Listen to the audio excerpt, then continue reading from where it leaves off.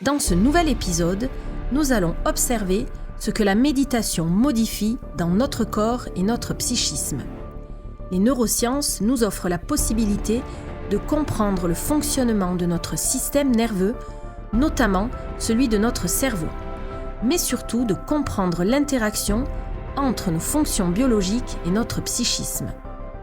Notre réalité, ce que nous vivons depuis notre enfance, est un programme qui passe par ce système nerveux qu'il a lui-même encodé et qu'il décode à chaque instant de notre vie. Ce que nous vivons, ce qui semble être notre réalité, n'est qu'une image de ce programme, faisant partie d'un programme collectif universel dont l'énergie est le champ unifié.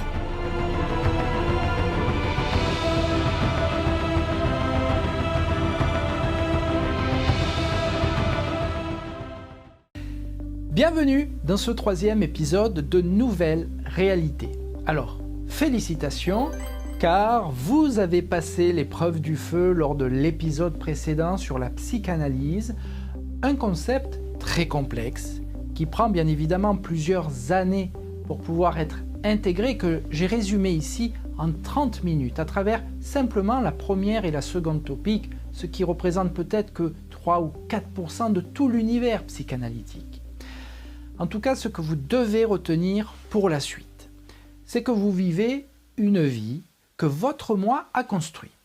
Et le costume que vous portez dans cette vie est votre conscience, la partie qui est la plus proche du monde extérieur, qui s'identifie par exemple à votre prénom. Vous êtes Céline, Mathieu, Simon ou Laura, mais vous êtes surtout la racine de ce moi qui, elle, est connectée à l'univers, le moi idéal de l'enfant. C'est comme un arbre, le tronc est votre conscience solide face au monde extérieur, votre prénom est le feuillage qui vous donne une belle apparence, et les racines sont le moi idéal de l'enfant, la source de la vie qui est connectée à la Terre, cette planète Terre, qui elle fait partie d'un système solaire, d'une galaxie et de l'univers infini. Alors, si vous vous éloignez de votre corps, de votre identité, de votre conscience et donc d'une partie du moi, alors vous pouvez accéder à votre inconscient neutre, beaucoup plus loin, qui lui est totalement intact et toujours connecté à votre moi racine, donc à l'univers. Alors, le but de la phase analytique est de régresser dans le temps, jusqu'à retrouver vos racines, retrouver votre moi authentique. Voilà ce que signifie thérapie d'analyse quantique. C'est une thérapie dont la première phase est une analyse psychique basée sur la psychanalyse. Cette phase, bien évidemment, se déroule en plusieurs étapes. Tout d'abord, nous commençons par l'anamnèse, c'est-à-dire une discussion en plusieurs séances, face à face, où le patient déroule son histoire et ses préoccupations. Dans cette phase, il est important que j'établisse un diagnostic psychique, c'est-à-dire valider l'état névrotique du patient et écarter tout état psychotique. Il est important que le patient manifeste une réelle motivation pour accéder à la thérapie, à travers différents exercices qu'il va devoir faire. C'est en quelque sorte l'occasion de provoquer les censeurs et l'inconscient. Ensuite, nous identifions ensemble les mécanismes de défense et nous les désactivons afin de libérer l'énergie psychique. Entre les trois instances, rappelez-vous, le conscient, le préconscient et l'inconscient. Enfin, la troisième phase consiste à activer des associations libres de la pensée grâce à la méthode freudienne du divan, en étant allongé dans un demi-sommeil, un état d'auto-hypnose. C'est un relâchement du contrôle qui conduit le patient à s'éloigner du présent et bien sûr à voyager dans le passé, tout en écoutant ses propres pensées inconscientes. Le psy, c'est-à-dire moi, va créer, entre autres, un lien entre le monde réel et l'inconscient du patient qui va progressivement se rapprocher du moi racine. Et c'est cet enfant intérieur qui est toujours présent et qui attend sagement de construire enfin son monde dans une nouvelle réalité qui va pouvoir se manifester.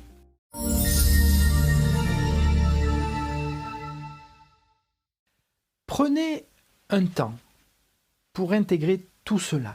Laissez-vous un peu de temps. Revenez consciemment sur ces principes et gardez en tête que vous vous orientez, vous vous dirigez vers cet inconscient neutre.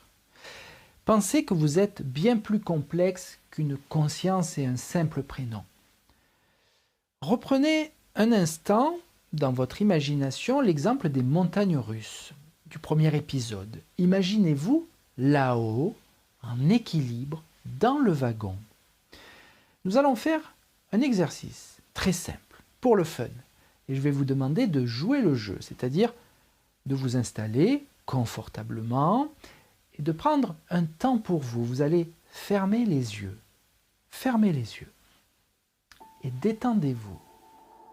C'est-à-dire, utilisez votre conscience pour relâcher votre corps.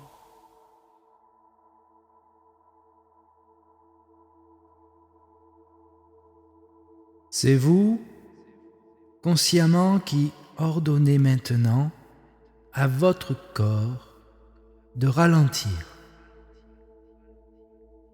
Ralentissez-le. Ralentissez-le encore plus.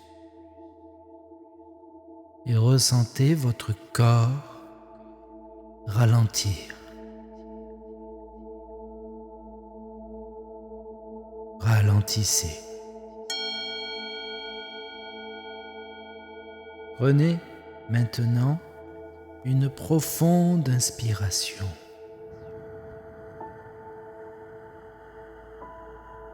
Et expirez lentement.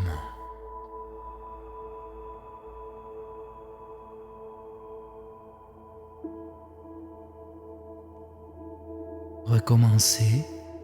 Inspirez.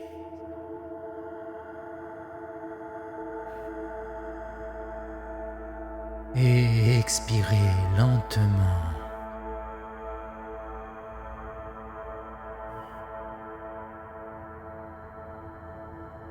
Ressentez votre corps ralentir.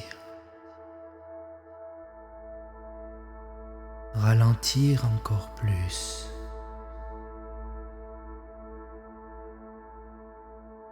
Vous êtes dans ce wagon et vous le visualisez. Observez-vous. Vous vous sentez en sécurité. Vous êtes en équilibre là-haut. Pouvez-vous remarquer le silence et le calme autour de vous qui vous apaise maintenant là-haut?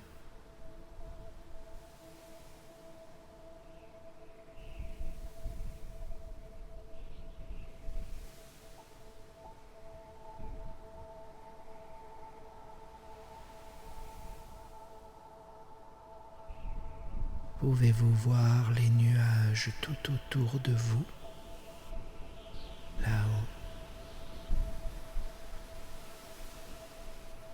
dans cet espace immense qui vous apaise, là-haut? À quelle hauteur êtes-vous?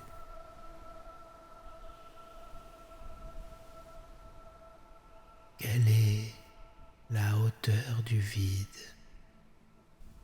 en dessous de vous, là-haut?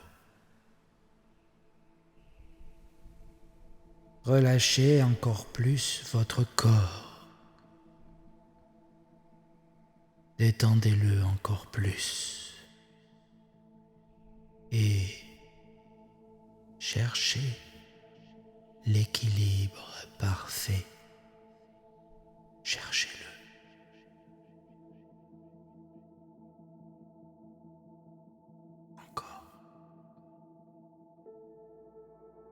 c'est votre conscience qui crée cet équilibre. Trouvez cet équilibre parfait. Là-haut.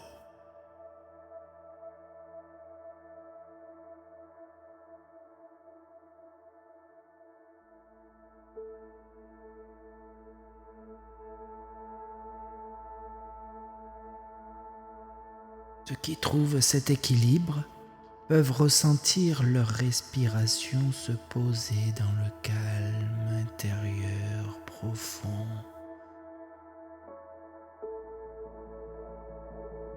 Ressentez-le maintenant.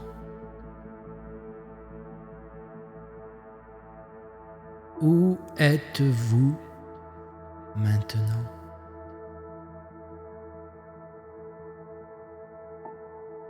Observez votre respiration. Observez votre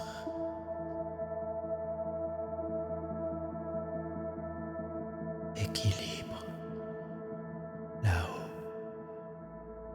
Restez là. En équilibre.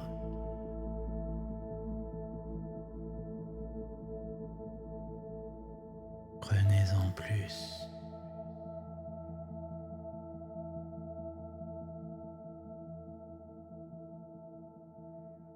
Vous allez pouvoir maintenant lentement ouvrir les yeux tout en restant dans cet équilibre parfait. Revenez et ouvrez les yeux maintenant. Ok, nous revoilà. Alors, attention, il n'y a pas de résultat à attendre dans cet exercice. On s'en fout. On s'en fout de ce qui s'est passé pour chacun d'entre vous. Certains l'ont peut-être totalement vécu, là-haut, dans le wagon. D'autres ont réfléchi à comment le wagon pouvait tenir sur les rails. D'autres ont vu passer des oiseaux. Certains ont eu le vertige. Peu importe, ça dépend aussi de la capacité et de l'habitude à la méditation. Ce qui est important, c'est d'avoir par contre vécu quelque chose qui n'est pas en lien avec la réalité, car vous n'étiez pas dans ce wagon. Mais votre esprit, lui, a créé une interaction avec votre corps. Votre conscience a agi sur votre état psychique et en même temps sur votre état physique. Dans cette mini-méditation, j'ai posé à un moment donné la question « Où êtes-vous » Et la réponse de votre esprit, notamment inconscient, a été de répondre « Dans le wagon ». Donc, où étiez-vous vraiment? Ces exercices de méditation, nous les pratiquons dans la thérapie d'analyse quantique. Elle dure en moyenne entre 30 et 60 minutes. Donc la transe, vous comprenez bien, est beaucoup plus profonde, bien évidemment. Et du reste, quand les patients reviennent, quand ils ouvrent les yeux, ils me disent « Waouh, je suis parti loin, où j'étais ?» Et pourtant, ils se rappellent de presque tout. Il y a quelques moments d'absence. Donc ils sont là, mais à la fois ils sont ailleurs. Donc, où partent-ils? Eh bien voilà la 4e phase de la thérapie, c'est-à-dire se connecter à l'inconscient neutre, afin de pouvoir accéder à cet ailleurs, à l'arrière-monde. La méditation est une pratique psychosomatique, c'est-à-dire que le psychisme agit sur le corps, mais aussi que le corps agit sur le psychisme. La pratique de la méditation semble remonter à 2000 ans avant Jésus-Christ, d'après des traces archéologiques retrouvées dans la vallée de l'Indus, à l'âge de bronze, dans le sous-continent indien. Mais si l'on remonte encore plus loin dans le temps, le mot « dhyana » en sanskrit signifie « état de conscience cultivé » ou « état de conscience transcendant ». Ce mot est utilisé dans les Upanishads qui furent écrits il y a plus de 10 000 ans. Cette pratique psychosomatique était un enseignement destiné à développer notre capacité d'apprentissage afin d'accéder à la connaissance, un voyage dont parle Jung lors de son expérience extracorporelle en 1944. La méditation est avant tout un exercice conscient, dont le but est de centrer la pensée en un point le plus restreint possible, afin de canaliser le mouvement et les forces psychiques dont parle Freud à travers un système dynamique et économique. Un autre niveau de méditation consiste à devenir l'observateur de nous-mêmes. Dans le samadhi, il s'agit de n'être qu'un entre l'observateur, l'observé et l'observation. C'est un équilibre parfait où les choses sont ressenties à travers le corps et l'esprit simultanément, sans intellect, sans mots, sans détachement et sans affect, car les choses deviennent une part de nous-mêmes. Être connecté à notre intérieur nous connecte à cet infiniment grand, à ce champ unifié. La méditation s'est développée à travers la spiritualité et les religions dans le monde. Le terme évolue sur 400 ans en France. En ancien français, en 1250, il signifie contemplation dans un contexte religieux. Puis, en 1380, le mot évolue, signifiant l'action de réfléchir profondément. Puis finalement, en 1626, méditation, signifiant le fait d'écrire sur un sujet religieux ou philosophique. De nos jours, ce terme n'a plus de connotation religieuse et définit l'action de penser avec une grande concentration d'esprit pour approfondir sa réflexion. Dans l'ouvrage du Yoga Sutra, il est défini que la méditation permet d'aller de la périphérie vers le centre, de la réalité physique vers une perception subtile du domaine de l'énergie. Ce que Jung et Pauly présentent à travers l'inconscient neutre est donc cette porte qu'il est possible d'ouvrir grâce à cet état de conscience modifié provoqué par la méditation. Il est bien question ici d'énergie, une énergie à laquelle nous pouvons nous connecter, mais surtout une énergie que nous sommes nous-mêmes. Voilà l'état recherché dans la méditation, l'unification entre ce que nous sommes et ce qui nous entoure. Nassim Haramein décrit cela à travers une vision holographique où chaque partie de l'image est l'image tout entière. Nous sommes une fraction de l'univers et en même temps l'univers entier. C'est ce que Jung appelle l'inconscient neutre, un lieu psychique et physique à la fois auquel nous pouvons nous connecter. Pour se connecter à cette énergie du champ unifié, nous devons modifier notre état psychosomatique afin d'accéder à l'inconscient neutre, ce qui demande un échange d'énergie dont nous disposons en quantité infinie. Alors vous comprenez donc que la petite expérience de tout à l'heure, là-haut dans le wagon sur les montagnes russes, eh bien c'est la direction que nous devons suivre pour accéder à cette porte qui mène à l'arrière-monde, c'est-à-dire accompagner notre état de conscience à un état de conscience élevé, un état supérieur, et cela grâce à la transe méditative. Alors, pour entrer en transe, il n'est pas nécessaire, loin de là, de prendre des substances hallucinogènes et d'écouter de la musique électro en rave party.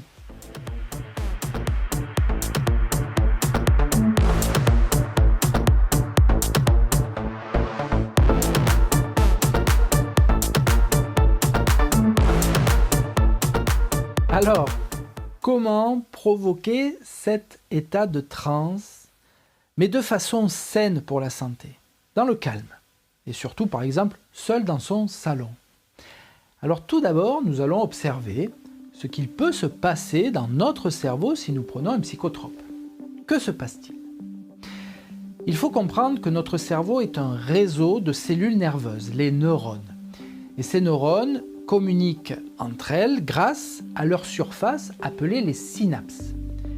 Les synapses qui échangent une petite intensité énergétique électrique. Puis quand les cellules échangent ce faible courant électrique, eh bien, elles libèrent simultanément des neurotransmetteurs chimiques qui, eux, vont activer les cellules voisines. Le psychotrope va augmenter la concentration de ces neurotransmetteurs, c'est-à-dire qu'il y a plus d'informations chimiques dans le cerveau.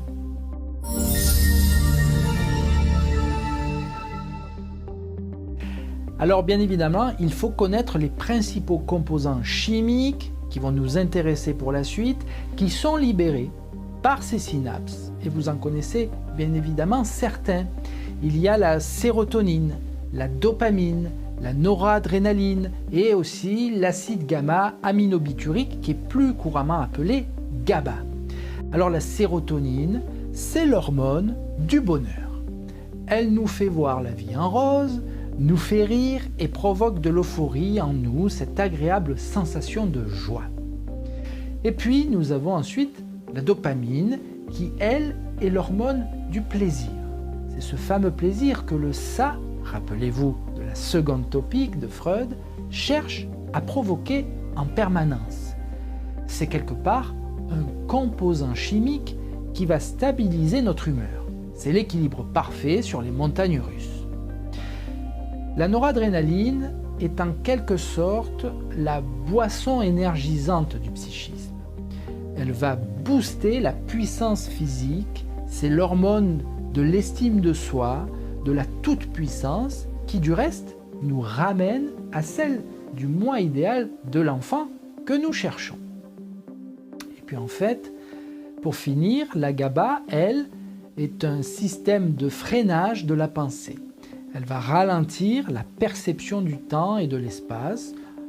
Quand vous dites « j'en ai marre, je veux me déconnecter », eh bien vous avez besoin de GABA, de lâcher prise.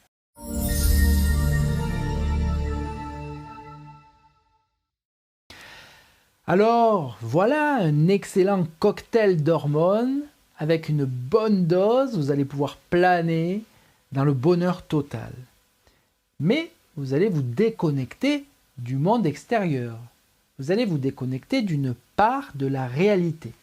Donc, l'équilibre à trouver est bien évidemment très subtil pour garder à la fois les pieds sur terre et avoir la tête dans les nuages, c'est-à-dire garder le contrôle. Les psychotropes, comme par exemple la cocaïne, les extas, la kétamine, l'héroïne et même l'alcool, peuvent devenir addictifs. Car, tout simplement, il est agréable de ressentir le bien-être profond provoqué par cette forte concentration d'hormones. En fait, nous devenons addicts à cette forte concentration d'hormones. Ce qui n'est pas un problème en soi de se sentir heureux. Le problème est le moyen d'y parvenir. C'est la substance toxique utilisée qui pose réellement problème et qu'il faut absolument bannir quelle qu'elle soit. La transe méditative, elle a la capacité d'augmenter la concentration des hormones qui nous intéressent ici. Et de manière saine, raisonnable, c'est-à-dire sans mettre notre équilibre physique et psychique en danger. Alors se sentir mieux, se sentir heureux, se sentir bien, trouver le chemin de ce bonheur que nous cherchons tous est simplement un équilibre entre l'état psychique et le corps physique, entre notre appareil psychique et notre système neuronal. Je parle ici d'un fonctionnement biologique qui a le pouvoir de modifier notre état psychique. Et le tout est commandé par notre conscience, notre volonté. C'est incroyable cette interaction entre nous-mêmes, c'est-à-dire entre nos pensées, nos fonctions biologiques et notre environnement matériel. Tout est lié et nous sommes dotés d'un pouvoir incroyable. Notre système cérébral est une sorte d'interface de communication entre deux états, l'un matériel et l'autre immatériel. Et c'est ce qui est étudié justement en neurosciences.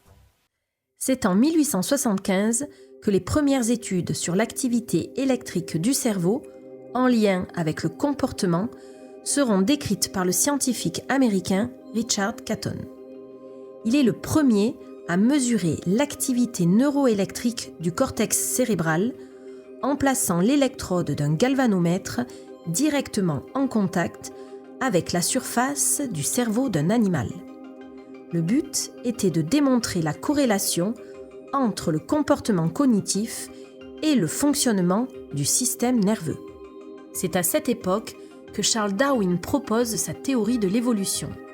En effet, l'une des conclusions principales de Darwin est que l'homme partage une partie de son fonctionnement biologique avec le reste du vivant, dont celui du système nerveux. Il constate donc que le vivant obéit à un fonctionnement commun. Darwin observe une évolution globale du vivant, dans un équilibre harmonieux et complexe, mais une évolution qui suit un modèle plutôt qu'un autre. Les neurosciences confirment que ce qui organise cette évolution organise notre fonctionnement biologique et psychique et donc définit notre monde extérieur lié au temps. Mais à l'échelle très petite, il est observé une absence de temps. Les particules se comportent en dehors de la causalité qui organise notre monde réel. Le futur influence le passé.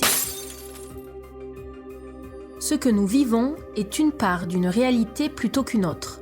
Cela est comparable à l'effondrement de la fonction d'onde observée en physique quantique, c'est-à-dire ce que nous observons à l'échelle d'une particule, comme par exemple sa position, efface simultanément toute autre position existante.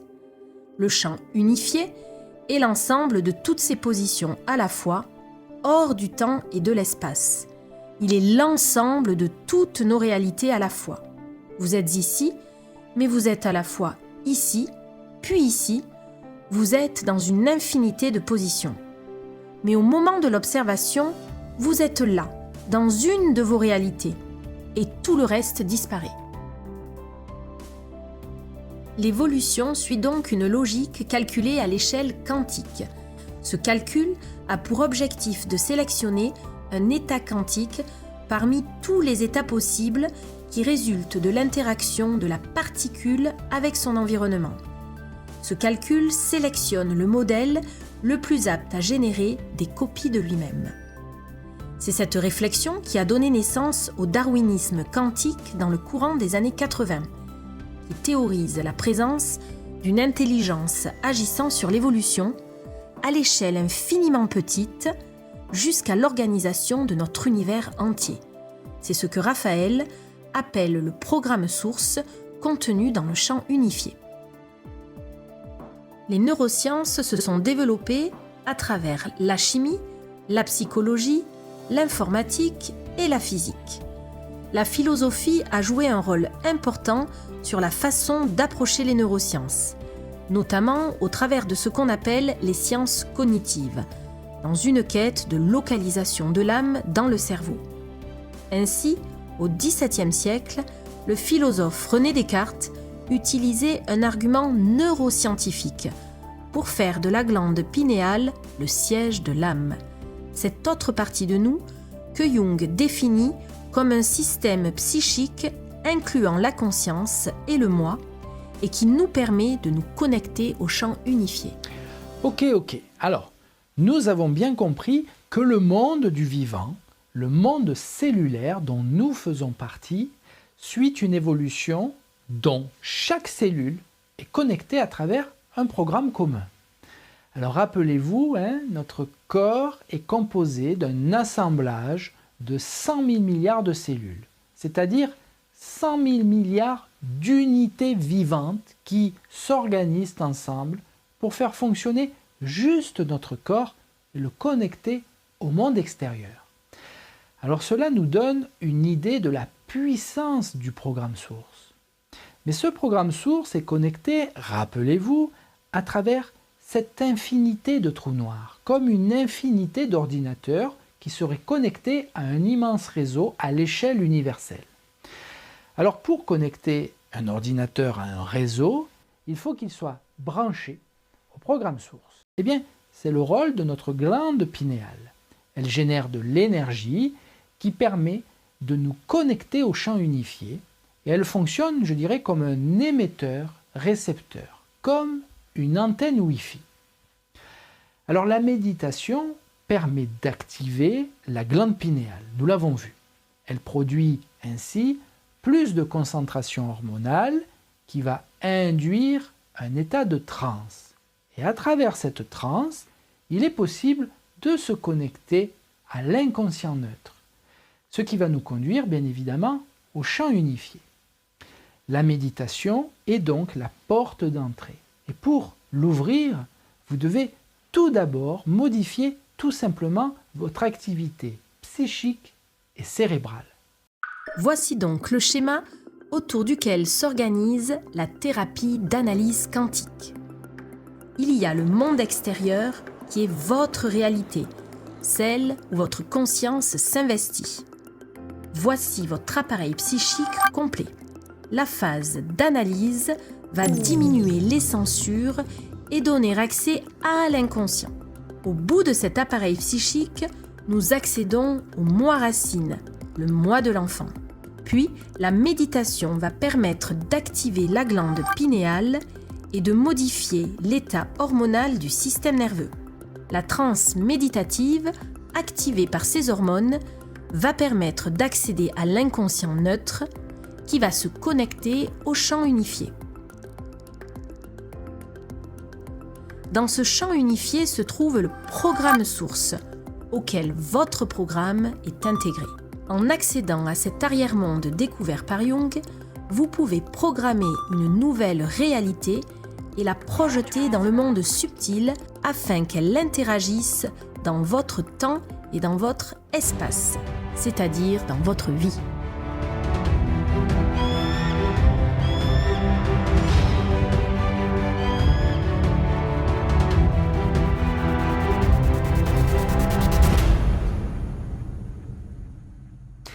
Vous avez compris précédemment que notre cerveau génère des impulsions électriques très faibles émises par les synapses de l'ordre de 60 millivolts.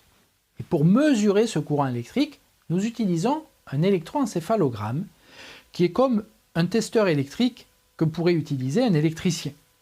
Cet appareil peut mesurer différentes fréquences électriques, c'est-à-dire des ondes particulières. Et notre cerveau en produit plusieurs, et certaines d'entre elles nous intéressent dans la thérapie. Il y a par exemple les ondes bêta. Alors les ondes bêta, elles oscillent à une fréquence entre 15 et 30 Hz, c'est-à-dire que le courant électrique génère entre 15 et 30 pulsions toutes les secondes. Il y a les ondes alpha, qui oscillent à une fréquence entre 8 et 13 Hz, donc moitié moins rapide. Il y a aussi les ondes θ, entre 4 et 7 Hz. Et enfin, les ondes delta, qui oscillent, elles, entre 1 et 4 Hz, donc beaucoup plus lentes que les ondes bêta.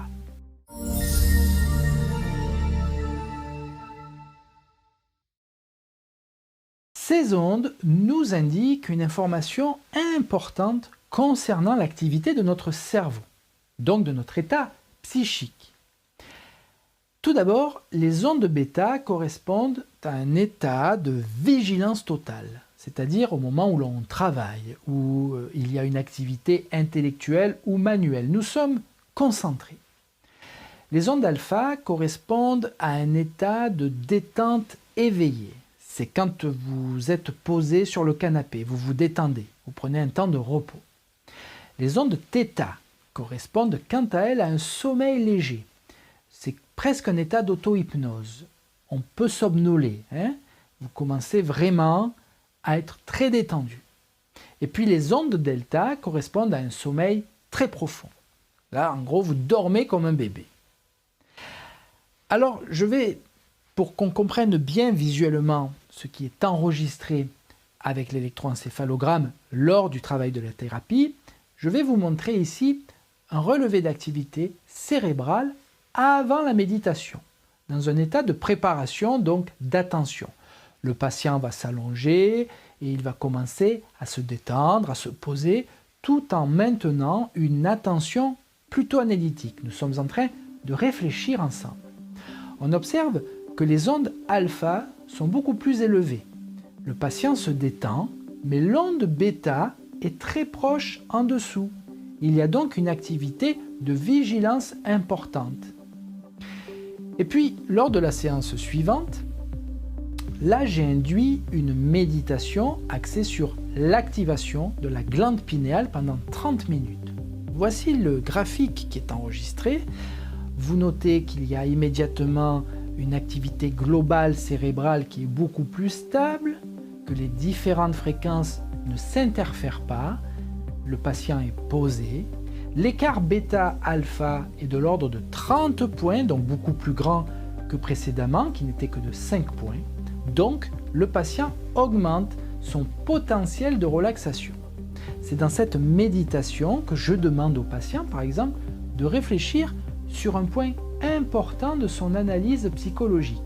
Donc, on observe bien qu'il y a une activité de réflexion et de vigilance importante, tout en étant bien évidemment relaxé. Et puis enfin, dans une troisième phase, le patient fait une nouvelle séance, toujours en activant la glande pinéale, mais en se connectant à l'inconscient neutre. Nous atteignons l'inconscient neutre dans la méditation, à cet espace vide autour de lui. Et nous observons que les ondes θ se superposent avec les ondes β. Le patient est en transe, il n'est plus présent en conscience et pourtant il est en profonde activité cérébrale, ailleurs, dans le champ unifié.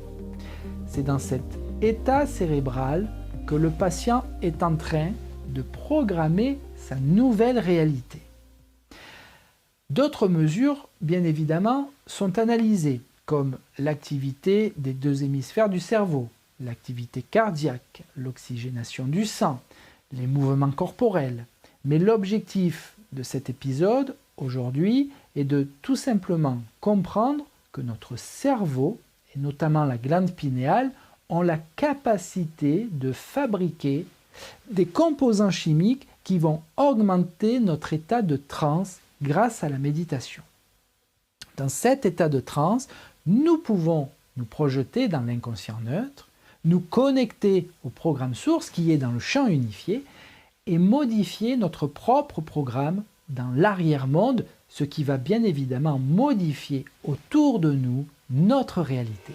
Ce que nous vivons est une interprétation liée à l'observation d'un système infiniment petit, à travers le temps et l'espace. Notre psychisme interagit avec l'état quantique de ce système, en un point de contact infime appelé l'inconscient neutre. Pour modifier notre réalité, la vie que nous vivons, nous devons modifier la séquence quantique dans le champ unifié, grâce à notre système neuronal et psychique. Mais comment connecter notre corps physique dans cette nouvelle réalité programmée? Simplement en communiquant les nouvelles informations à nos cellules, c'est-à-dire transférer le programme à notre ADN. Le prochain épisode est consacré à l'épigénétique, une discipline scientifique qui révèle notre capacité à modifier la structure de nos gènes.